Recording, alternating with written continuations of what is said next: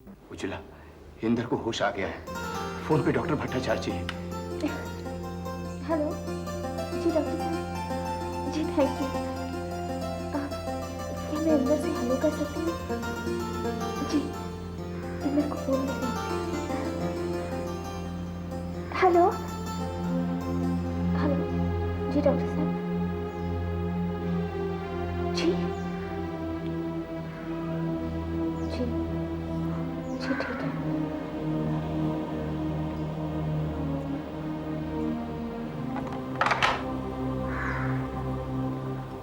उजला, क्या हुआ?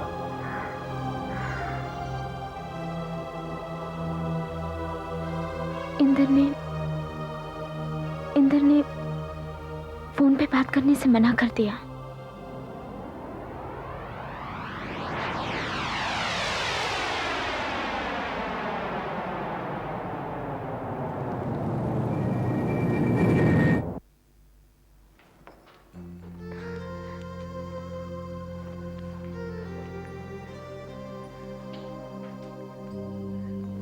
कैसे हो इंदर? मैं जानती हूँ तुम मुझसे नाराज हो। तुमने मेरे लिए जान की बाजी लगा दी और मैं तुम्हें छोड़कर दिल्ली चली गई। लेकिन क्या करूं इंदर, देश के लिए वो भी जरूरी था।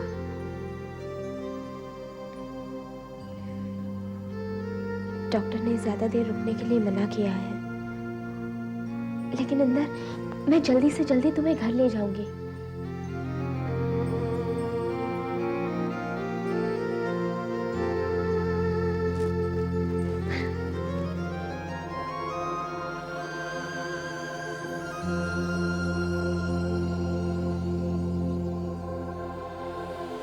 इंदर, बोलो। तुमने नाश्ता नहीं किया? उजला, तुम अच्छी तरह जानती हो पूरे दिन में हमें सिर्फ इतना ही वक्त मिलता है कि हम साथ बैठकर नाश्ता कर सकें। लेकिन फिर भी तुम। मैं प्लेन में कर लूंगी नाश्ता। ठीक है, मैं कॉलेज में कर लूंगा। इंदर, तुम तो जानते हो सुबह सुबह इतने सारे लोग आते हैं मेरे पास अपनी अपनी समस्या लेकर। उनके लिए भी तो कुछ करना चाहिए ना। हाँ उजला, मैं जानता हूं। I know you very busy. तुम समाज सेवा करो, लोगों की प्रॉब्लम सॉल्व करो, इससे मुझे कोई एतराज नहीं। लेकिन तुम चिंटू और मेरे लिए नाश्ता करने का वक्त नहीं निकाल सकती। ये बात मुझे पसंद नहीं।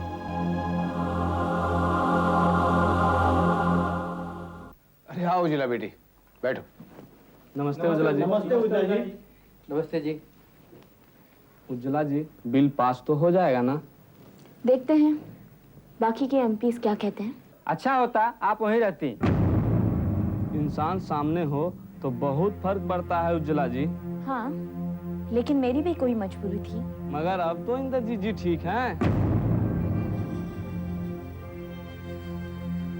हाँ ठीक है, फिर आप दिल्ली जाइए ना। मैं इसके बारे में सोचूंगी। अल्ताफ भाई, आप सावंतवाड़ी की फाइल ऊपर लेके आइएगा।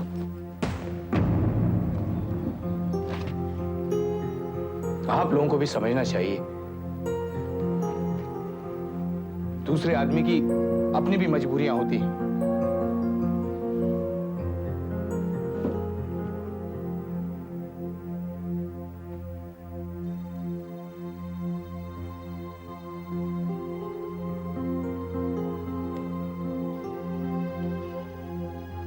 उजला, तुम उन सब से बहुत बेरुखी से पेश आई। ये तुमने अच्छा नहीं किया। क्या इंसान हमेशा अच्छा ही कर सकता है? तुम कोई मामूली इंसान नहीं, उन सब की निगाहें तुम पर टिकी हुई हैं। तुम उन सब की नेता हो। अल्ताफ भाई, क्या आप भी यही समझते हैं कि नेता इंसान नहीं होता? उनके जज्बात नहीं होते? वाकई कभी कभी मुझे ऐसा लगता है कि मैं इंसान हूं ही नहीं। इंद्रजीत मेरी जिम्मेदारियों को नहीं समझते और जिन लोगों के लिए मैं ये सब कर रही हूँ मेरे जज्बातों की कदर नहीं करते। I feel so helpless. कभी कभी तो उन पर गुस्सा आता है और कभी अपने आप पर।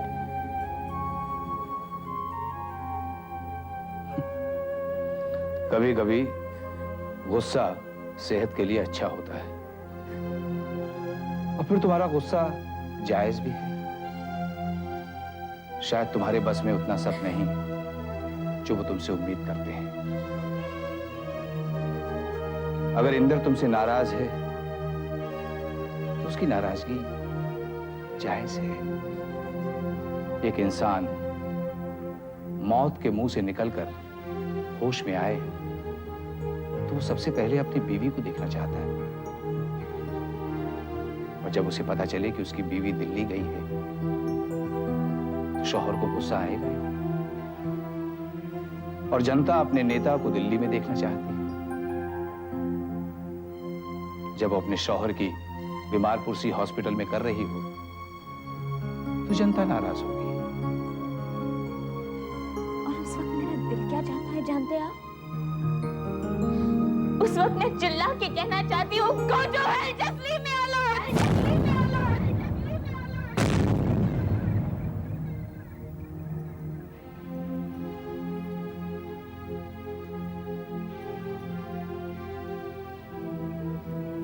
ऐसा नहीं कर सकती। आप ठीक कह रहे थे अल्ताफ भाई, मैं उनके साथ बहुत रूड थी। I must say sorry to them.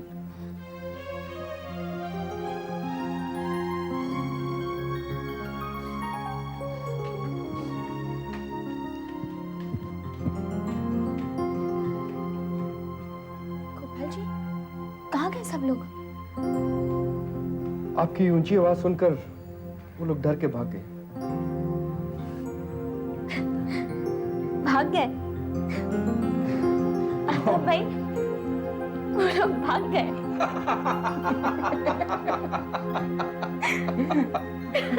इसीलिए कहा है उजला कि कभी कभी वो भी करना चाहिए जो दिल में आया करे। कभी कभी नहीं अल्ताफ भाई, अब तो मैं वही करूंगी जो मेरा दिल चाहता है। इंदर, तुम्हारा दिल कुछ और कहता है और दिमाग कुछ और, लेकिन तुम क्या चाहते हो ये फैसला कौन करेगा? मेरे दिल और दिमाग के बीच का फैसला मुझे खुद ही करना होगा भैया। किसी की सलाह लिए बगैर? अब मैं आपको सलाह देने से रोक तो नहीं सकता। हाँ, मानो या ना मानो ये तुम्हारी मर्जी है। इससे पहले भी तुमने अपनी मर्जी की थी। जमींदारी, धन दौलत छोड़कर मास्टर बनने आ गए और अपनी ही जैसी अमीर बाप की एक सरपीरी लड़की से शादी कर ली। वो नेता बन गई और तुम प्रोफेसर बन गए, और अब उसके पास तुम्हारे लिए वक्त नहीं है और तुम पछता रहे। मेरे दिल में क्या है ये आपको कैसे पता? तुम्हारे दिल में क्या है वो तुम्हारे चेहरे पे लिखा हुआ है। मेरे चेहरे पर पछतावा नहीं, गुस्सा लिखा हुआ है, और बेहतर होगा अगर आप इस गुस्से को बढ़ाने की कोशिश ना करें तो। नहीं इंदर, नहीं, मेरी ऐसी कोई कोशिश नहीं है, क्योंकि मैं जानता हूं कि गुस्से में तुम अक्सर गलत कदम उठा लेते हो। भैया, जिंदगी में मैंने जितने फैसले किए हैं वो आज भी मेरे साथ हैं और हमेशा रहेंगे। मतलब ये कि सारी जिंदगी तुम एक ऐसी पत्नी के साथ रहना चाहते हो जो तुम्हारी परवाह नहीं करती। क्यों? आप जिंदगी भर भाभी के साथ नहीं रहे? क्या वो मेरी परवाह नहीं करती है? वो तो करती है भैया, लेकिन क्या आप उनकी परवाह करते हैं?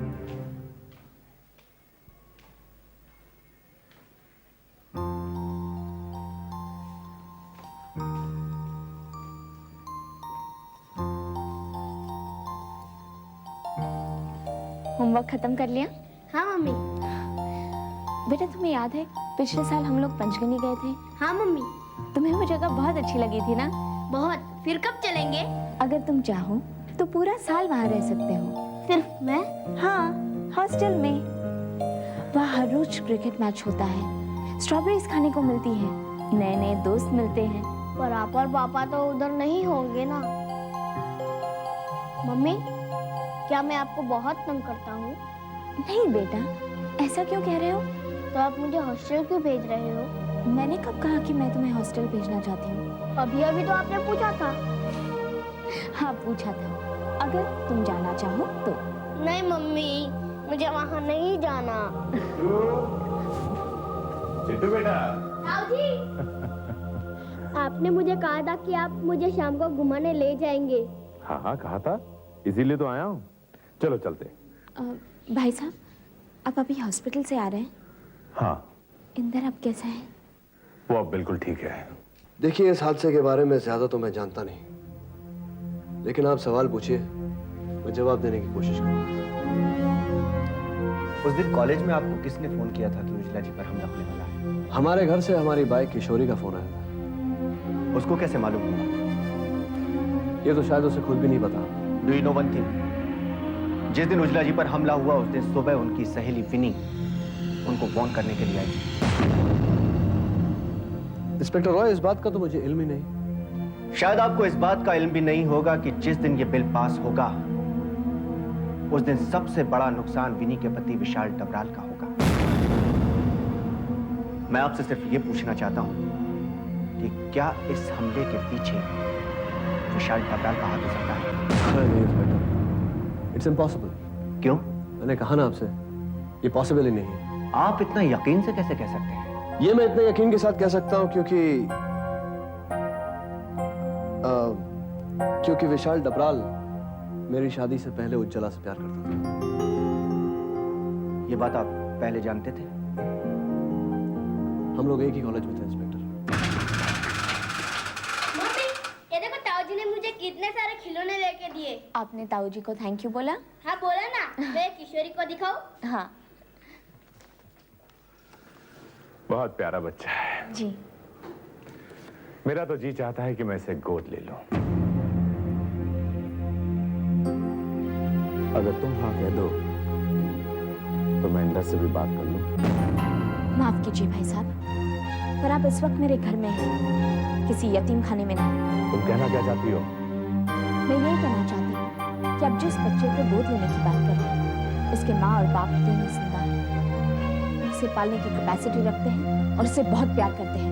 मैं एक ऐसी माँ के बच्चे की गोद लेने की बात कह रहा हूँ जिसके पास ना तो अपने पति के लिए वक्त है और ना ही अपने बच्चे के लिए। आप अपने हद से गुजर रहे हैं भाई साहब। आप मेरे ही घर में खड़े होकर मुझे पर इल्जाम लगा रहे हैं कि मैं एक अच्छी माँ नहीं हूँ और अपने बच्चे की परवरिश नहीं कर सकती। लेकिन माफ कीजिए भाई साहब, आप क्या जाने बच्चे की परवरिश क्या होती है।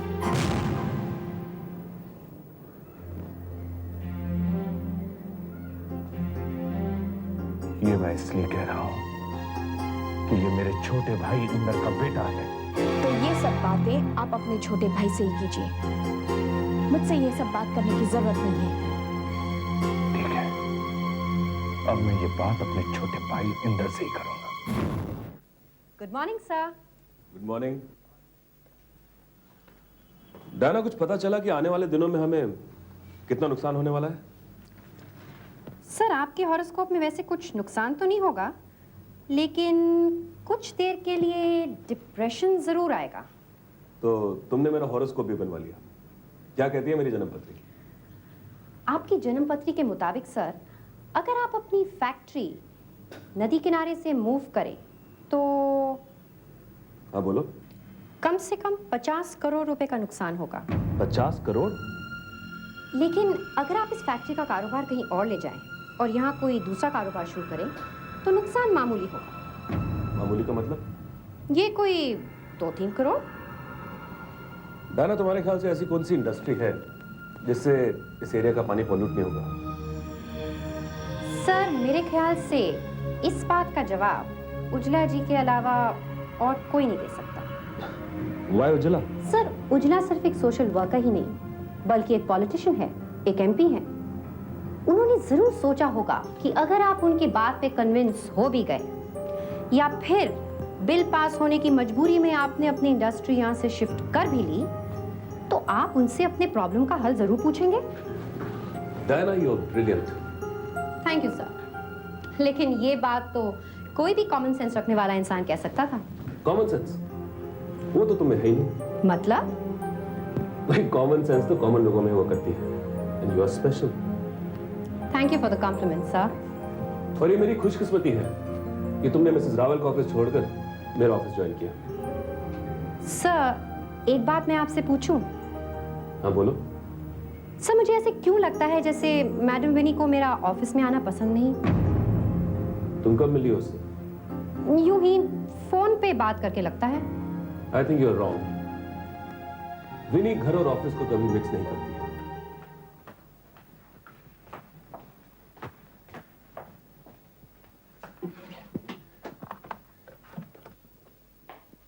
हाय दीदी। Hi Kitty, what a time to come. मैं अभी ऑफिस के लिए निकल रही थी। मैं तो यूं ही आ गई। There's nothing important. Are you sure? Yes. Need some money? No. No. Keep this. Thank you दीदी। You're welcome. मैं तो तुम्हें बताने आई थी कि तुम सर के लिए जो पार्टी रख रही थी वो मत रखना। क्यों? वो कह रहे थे कि वो किसी भी पार्टी में नहीं जाते। मगर किटी, मैंने तो उन्हें पार्टी के बारे में बताया नहीं है। मैं कल अपने कॉलेज फ्रेंड्स के साथ गई थी उनसे मिलने। हाँ, मगर उन्हें पार्टी के बारे में कैसे पता लगा? मैंने बता दिया। किटी, मुझसे पूछे बगैर ऐसा क्यों करती हो तुम? क्यों दीदी, क्या हो गया? किटी, जब तक सही वक्त नहीं आता किसी को अपने प्लान्स के बारे में बताना नहीं चाहिए, वरना सबकी राय सुननी पड़ती है। मैंने तो अब तक विशाल को भी पूरी तरह से नहीं बताया। मुझे उज्ज्वला का प्लान बहुत पसंद आया है। आपको तो आएगा ही सर। क्या मतलब? कुछ ही करोड़ रुपए का नुकसान बताया होगा। एक्चुअली उज्ज्वला ने मुझे बहुत अच्छी राय दी है। वो क्या है सर? उसके प्लान के मुताबिक हमें अपनी इंडस्ट्री यहाँ से मूव करके उसकी जगह 10 कॉटेज इंडस्ट्रीज खोल देनी चाहिए। ऐसा करने से पोल्यूशन बिल्कुल नहीं होगा। आई सी सर, आपका और उज्ज्वला जी का कॉम्बिनेशन बहुत अच्छा रहेगा। Diana, I think you are crossing your limits. I am sorry sir, मेरा ये इंटेंशन नहीं था। मैं तो सिर्फ इतना कहना चाह रही थी कि एक इंडस्ट्रियलिस्ट और एक सोशल वर्कर कभी एक दूसरे को इतनी अच्छी तरह से नहीं समझ सकते जितनी अच्छी तरह से आप उज्ज्वला जी को समझते हैं। तुम ठीक कह रही हो। बस चले तो इंडस्ट्री वाले एनवायरमेंटलिस्ट को एक पल भी जीने न दें, और अगर उनका बस चले तो पोल्यूशन के नाम में सारे इंडस्ट्री वालों को एक ही दिन में अंदर करवा दें।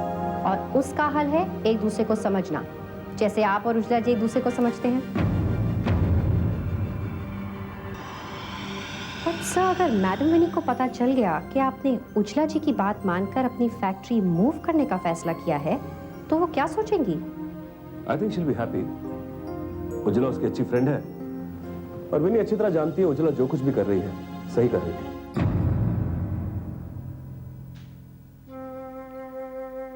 मैं आधे घंटे से यहाँ पर बैठी हूँ इंदर, लेकिन तुमने मुझसे बात नहीं की।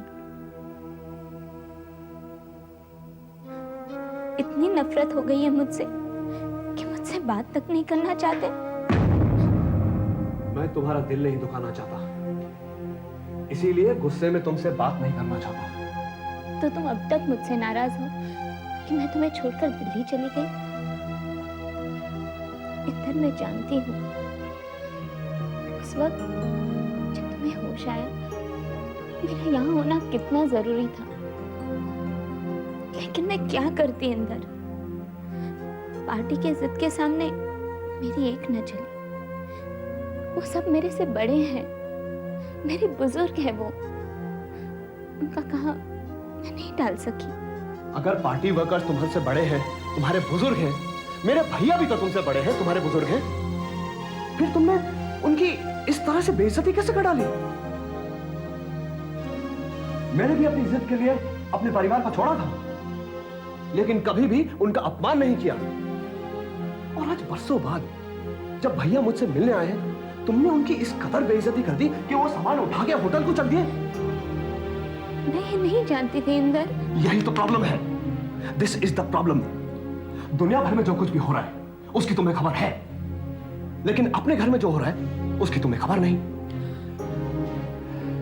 तुम्हें दिल्ली जाना था, तुम गई, मैंने उस बात को एक्सेप्ट कर लिया, लेकिन अपने भैया की बेइज्जती मैं कतई एक्सेप्ट नहीं कर सकता, समझी? तुम पूरी बात सुन लोगे तो तुम्हें बुरा नहीं लगेगा।